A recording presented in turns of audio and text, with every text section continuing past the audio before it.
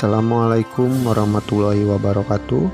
Kembali lagi dengan saya Alyuna Pulwa di pelajarannya PPKN. Selamat atas keberhasilan kalian menyelesaikan pendidikan di jenjang sekolah dasar atau madrasah ibtidaiyah dan diterima di sekolah menengah pertama. Hal ini sudah seharusnya disyukuri karena keberhasilan kalian merupakan anugerah dan nikmat Tuhan Yang Maha Esa. Sebelum proses pembelajaran, alangkah baiknya kita baca doa terlebih dahulu. Penetapan dan perumusan Pancasila sebagai dasar negara. Bagaimana pembentukan BPU PKI? BPU PKI dibentuk pada tanggal 1 Maret 1945 Junguritsu Jumbai Tosakai pada tanggal 29 April 1945 bersamaan dengan hari ulang tahun Kaisar Hirohito. Secara resmi BPU PKI dilantik oleh Jepang dengan anggota berjumlah 62 orang yang terdiri atas tokoh-tokoh bangsa Indonesia dan 7 orang anggota perwakilan dari Jepang dengan ketua Dr.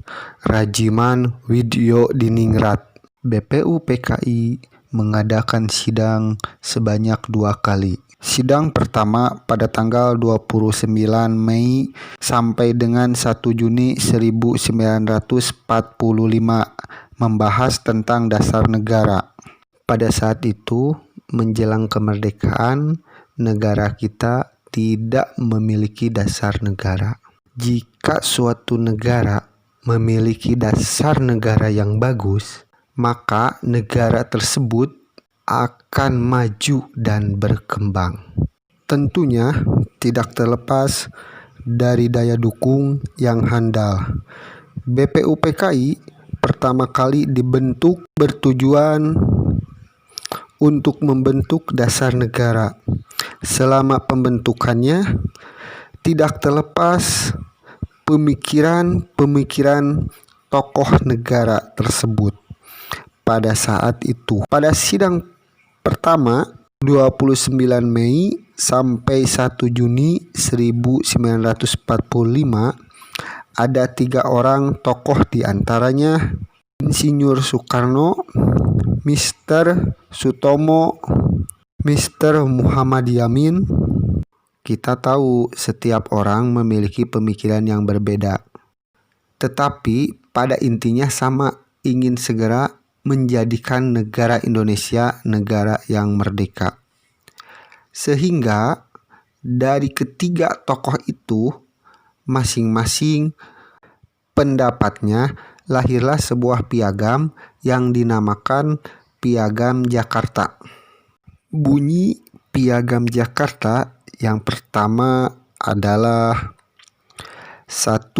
Ketuhanan yang Maha Esa berdasarkan syariat Islam bagi pemeluknya. 2. Kemanusiaan yang adil dan beradab.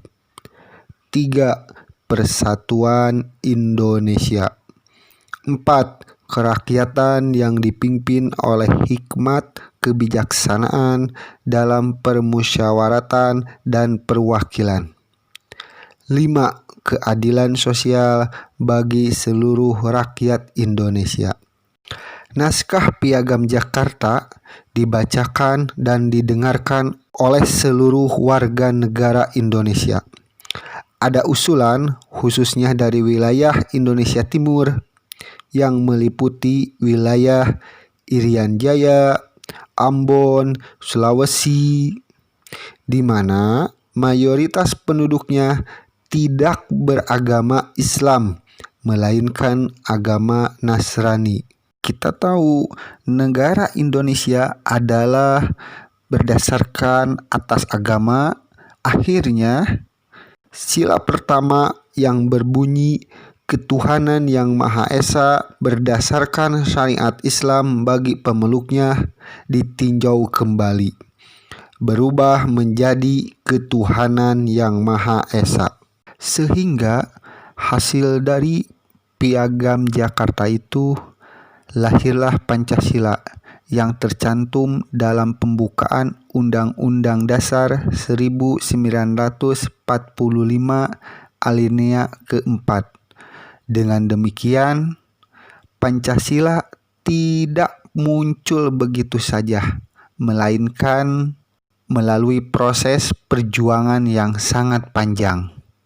Setelah berhasil membuat dasar negara, BPUPKI meneruskan sidang yang kedua, yaitu pada tanggal 10 Juli sampai 17 Juli 1945 yang membahas rancangan Undang-Undang Dasar. Akhirnya lahirlah Undang-Undang Dasar 1945.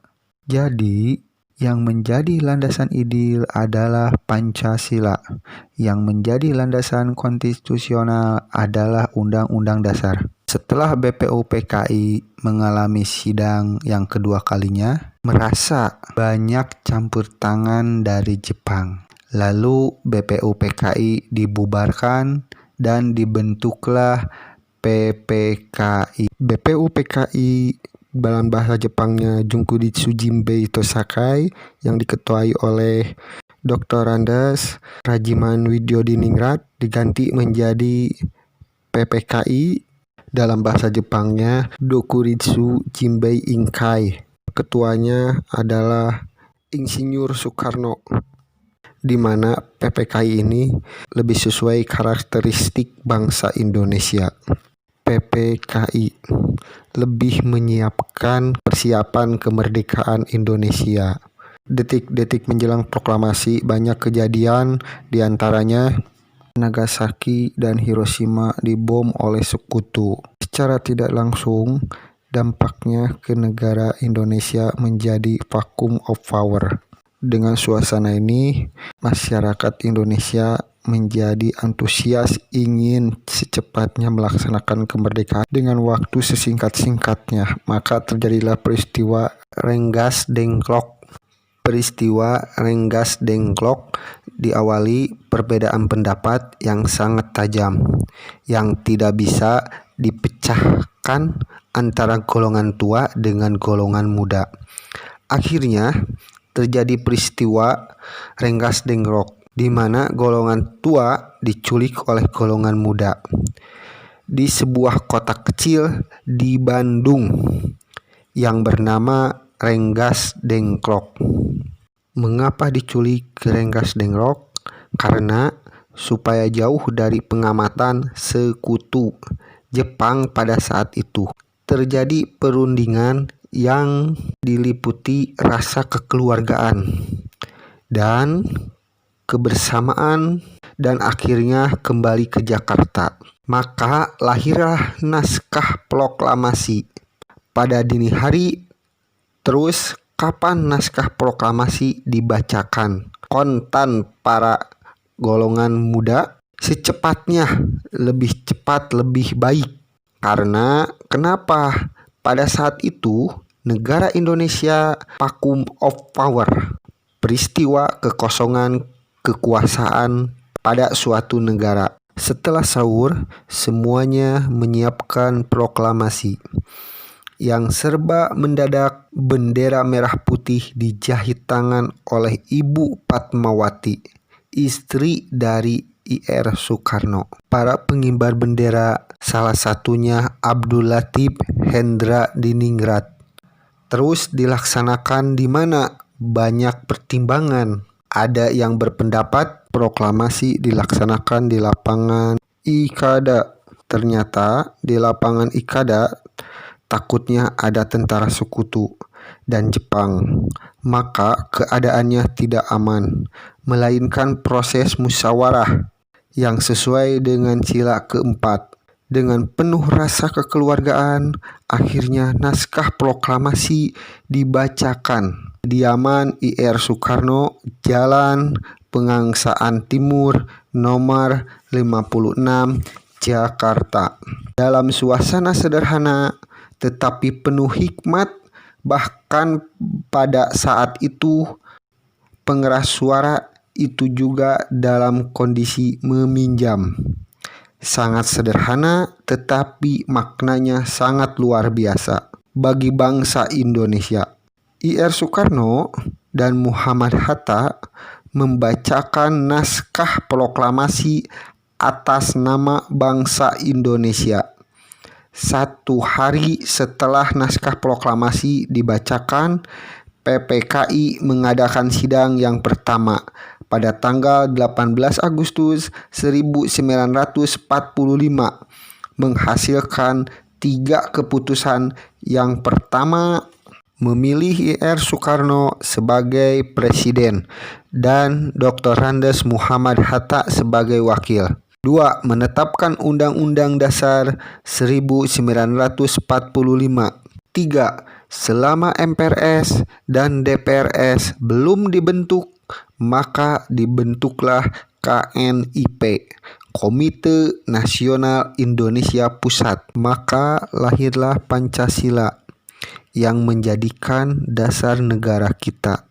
Dasar penyelenggaraan negara kita harus berdasarkan Pancasila, di mana Pancasila didirikan oleh para pendiri negara. Semangat pendiri negara dalam merumuskan dan menetapkan Pancasila sebagai dasar negara yang pertama adalah nasionalisme. Nasionalisme adalah kesetiaan yang tinggi terhadap negara, tidak memaksakan kehendak pribadi, tetapi semata-mata untuk kepentingan negara. 2. Patriotisme, cinta tanah air, pengorbanan untuk mempertahankan bangsa. Jadi, semangat nasionalisme dan semangat patriotisme merupakan semangat pendiri negara yang harus kita pegang dan laksanakan sampai saat ini untuk mempertahankan dasar negara kita semata-mata demi keutuhan negara Republik Indonesia merdeka.